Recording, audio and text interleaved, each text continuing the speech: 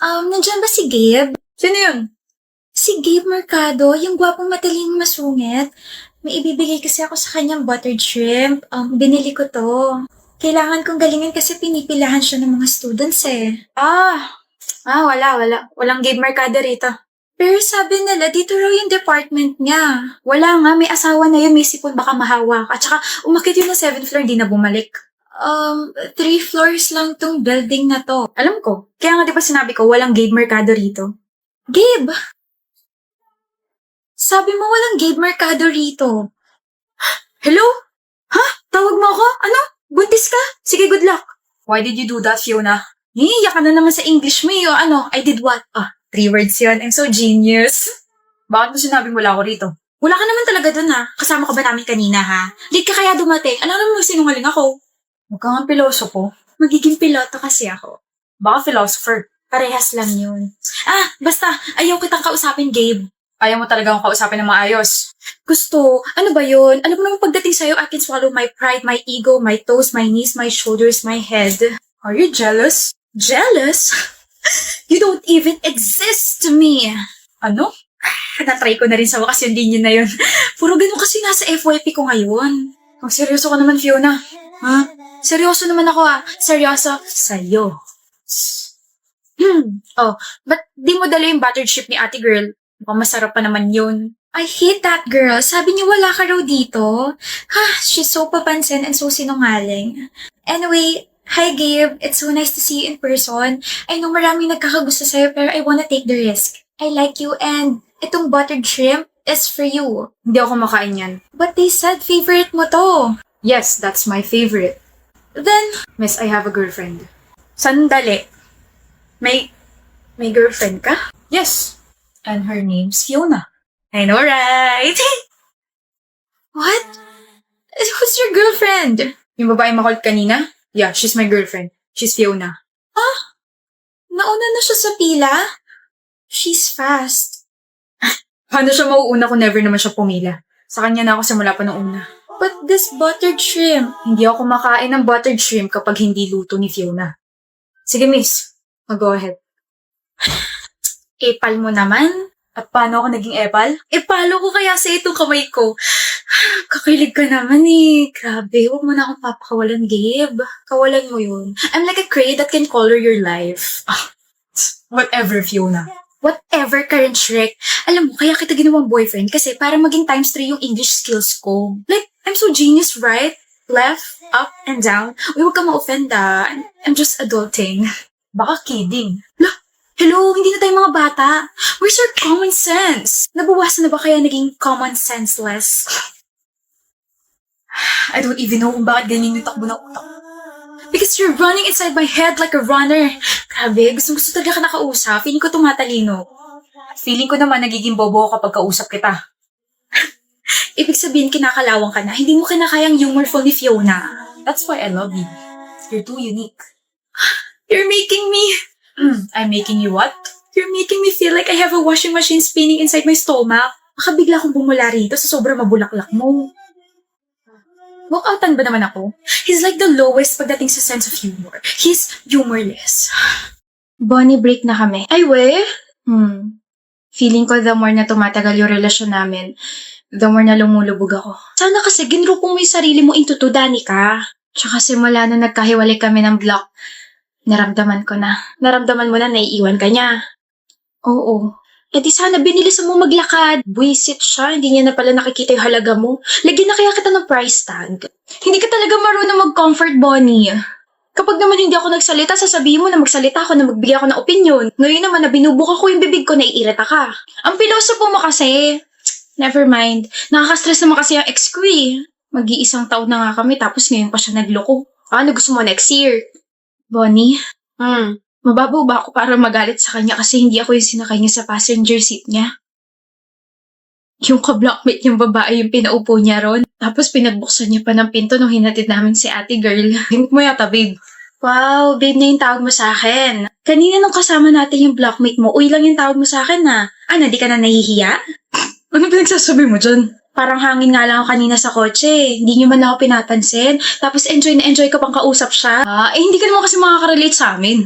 Bakit mo siya pinaupo sa passenger seat mo? Ako nga na girlfriend mo, never mo pinapaupo ron. Tapos ano yung sabi niya kanina? Oh my gosh, third time ko na makasakay dito sa kotse mo. It's so comfortable. Ano yun? Babe, she's a guest. Kailangan niya maramdaman na special siya. So, hindi ako special para sa'yo. You're a different case. Kaya rin pala pinagbuksan mo siya ng pinto kanina. Ano ba, Danica? Different case din ba yung nasa lunch date tayo tapos bigla mo siyang pinaupo tapos kayo na yung nagkwentuhan? This is nonsense. You like her, Lauren. May gusto ka sa blockmate mo. Gusto ko siya. Okay na? Sira ulong Lauren. Ayun, yun yung nangyari. Alam mo kasi, Danica, minsan yung mga maliliit na bagay pa yung mas nakakasakit ng damdamin natin. Yung mga ginagawa ng mga partners natin sa ibang tao, yun pa yung gusto natin gawin nila sa atin.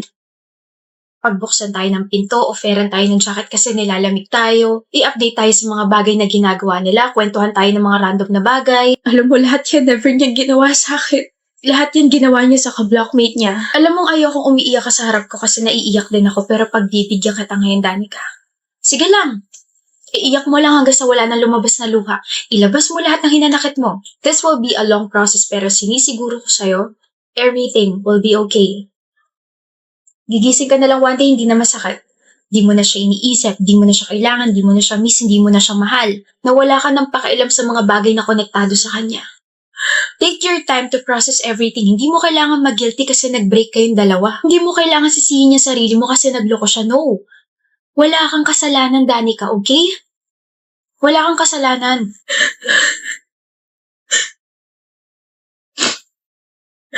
Anak nang lalo pa nga naiyak. Alam mo, Bonnie, ang pangit mo magseryoso. No? Lalo ko naiiyak. Just my 2 cents. Pero sa sobrang dami ko sinabi, parang deserve ko ng 500. Wait lang. Joke lang, huy. Niloko ka na nga, papaloko ka pa sa akin. Ito na lang tandaan mo. Bestie, kapag kaya mo ng sumugal, tawagan mo ako, okay? Bakit? Para makapaglaro tayo ng pusoy. Bonnie! Oh, joke lang. Unggoy-ungguyan na lang. What a surprise, Heidi. You look like a mess. My husband's not here. Baka nang bababae pa ulit. Bigay mo na sa akin asawa mo, Zanea.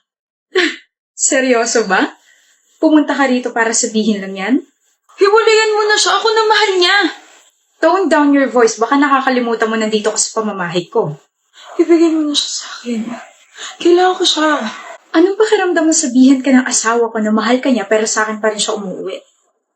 Sa'yo siya umuwi kasi wala siyang choice. Sa akin siya umuwi kasi alam niya sa sarili niya na lalo siya nagiging walang kwentang tao kapag kadikit ka niya. Ano sabi mo? He's nameless without me. He's unworthy without me. Hindi siya karespe-respeto kapag wala ko sa tabi niya. Lahat ng mga ginagastos niya sa'yo, galing yun sa kumpanya ko. Ibig sabihin, wala siya magiging pera kung iiwan ko siya. Hindi mo rin naman siya kayang buhayin. Balita ko bumagsak kumpanya mo. Sino bang may gawa? Ay, ako nga pala. I pulled out your investors para sa akin sila mag-invest. Very matalino, di ba? Bukod doon, itinakwil ka na ng buong pamilya mo dahil sa kahiyang dinulot mo sa kanila. Dahil isa kang kabit. Sila pang humingi ng tawad sa akin dahil sa ginawa niyo sa akin ng asawa ko. Ang kapal na mukha mo. Ikaw ang makapal na mukha. Pumunta ka rito para sabihin ibigay ko na sa iyong asawa ko. Ako na ang mahal niya. Walang nagtatanong. Walang may paki.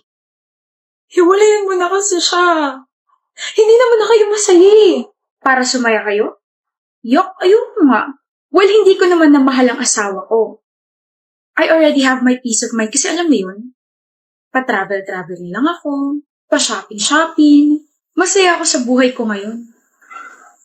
Pero kayo, hanggang sa mamatay ako, nakakabit ang salitang manloloko at kabit sa inyong dalawa. You'll never be happy. Walang tatanggap sa inyo kasi mga immoral kayo. Kung sino pa yung kabit siya pa tumatapang. Kadiri.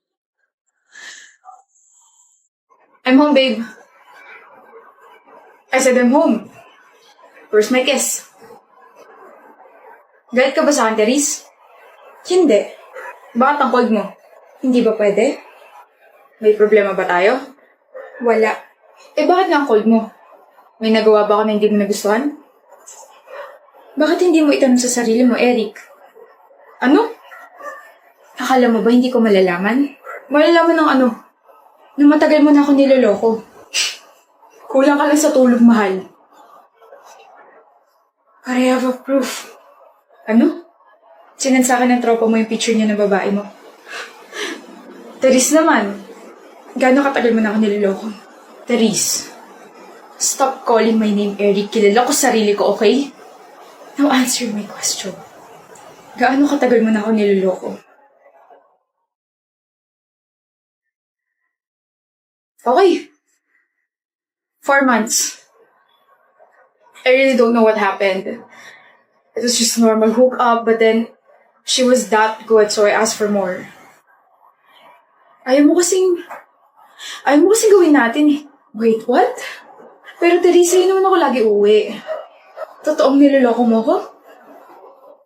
I was just pranking you, Eric. Prank? My Facebook followers asked me to prank you. What? Therese, they've been watching us since our conversation started.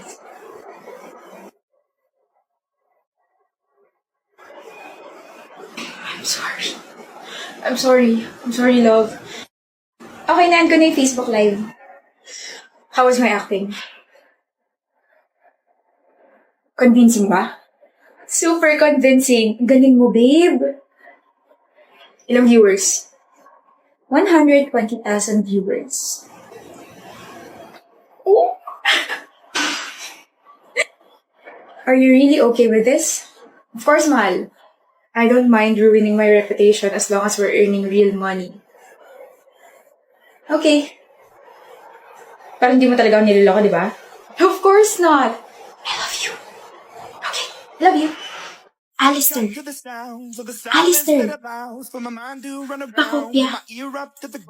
I'm searching to behold the stories that I told when my back is to the world that was smiling when I turned. Alistair, ano score mo? Bakit? Ano score mo, sabi? 48 out of 50. Then bakit bagsak ako tapos ang taas-taas ng score mo? Alam ko kasing kokopya ka kaya minali ko muna yung mga sagot ko. Bakit? Akala ko ba gusto mo ko? Abuso ka ni. I hate you. Aral din pag may time, Martha, ha?